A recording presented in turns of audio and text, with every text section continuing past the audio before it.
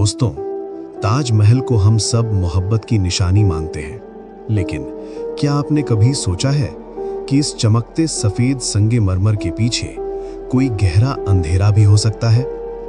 आज हम पर्दा उठाएंगे ताजमहल की उन कहानियों से जो आपका डर से कभी पीछा नहीं छोड़ेंगी। सबसे पहली और सबसे खौफनाक कहानी उन 20,000 मजदूरों की है कि ताजमहल बनने के बाद शाहजहां ने उन सब के हाथ कटवा दिए थे। क्यों? ताकि दुनिया में ऐसी खूबसूरत इमारत दोबारा कभी ना बन सके। सोचिए, खूनी पसीना और वो काली रात। सिर्फ हाथ कटने की बात नहीं थी दोस्तों।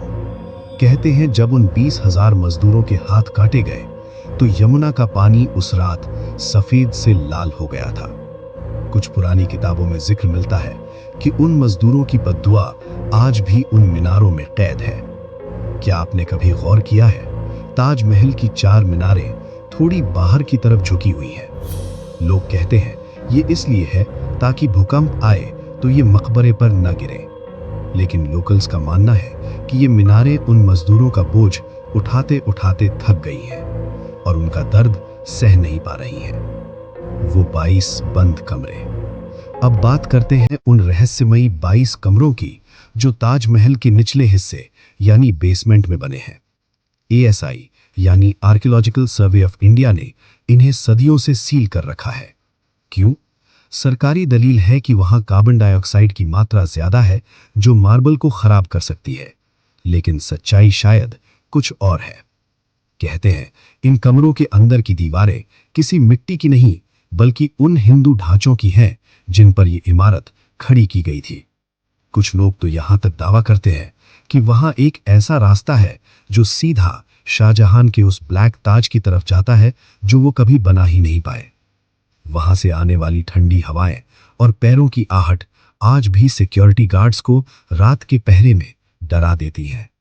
तीसरी बार की दफन और मुमताज की रूह। सबसे बड़ा सवाल, क्या मुमताज वाकई वहां सुकून से सो रही हैं? इतिहास गवाह है कि मुमताज की मौत बुरहानपुर में हुई थी। वहां उन्हें टेम्पररी दफनाया गया, फिर आगरा लाया गया और एक बाग में रखा गया और आखिर में ताजमहल के नीचे। पैरानॉर्मल एक्सपर्ट्स का मानना है कि जब किसी शरीर को बार बार हिलाया जाता है तो उसकी आत्मा भटकने लगती है।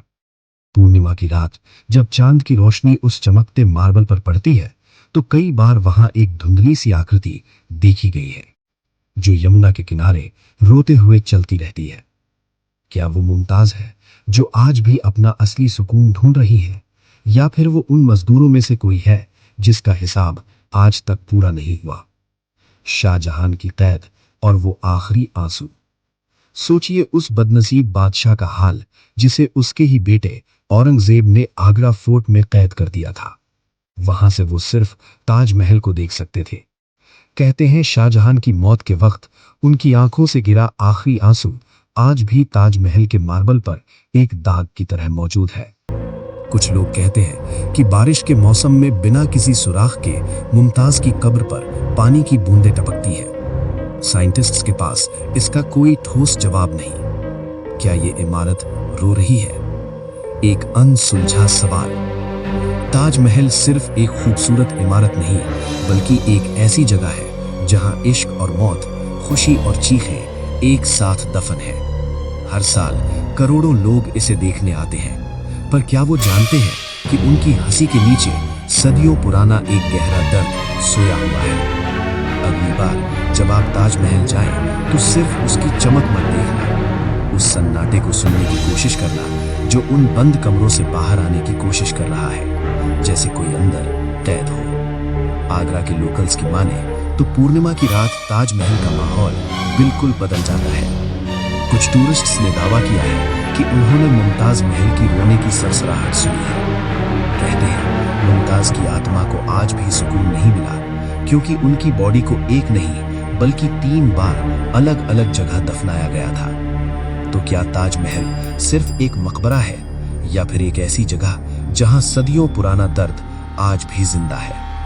आपको क्या लगता है, क्या ये सिर्फ अफसाने हैं या कोई खतरनाक सच?